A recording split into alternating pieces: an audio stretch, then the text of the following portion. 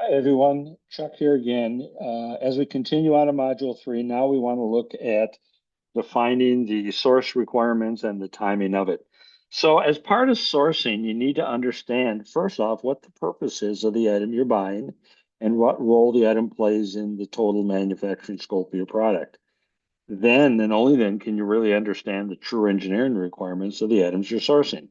So, for example, you might be looking at a fastener that's quarter 20 by inch and a half, flathead or whatever, and you think, well, a fastener's a fastener's a fastener.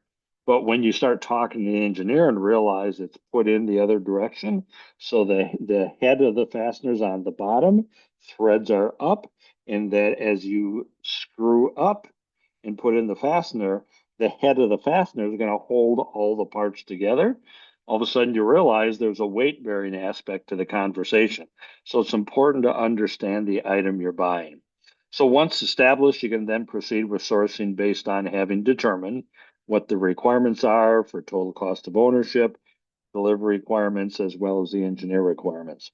So defining these requirements for sourcing and their timing is important because we're really only as good as our suppliers. And if we want to optimize our product, its value, customers' happiness with it, etc., we have to start out with sourcing being done correctly.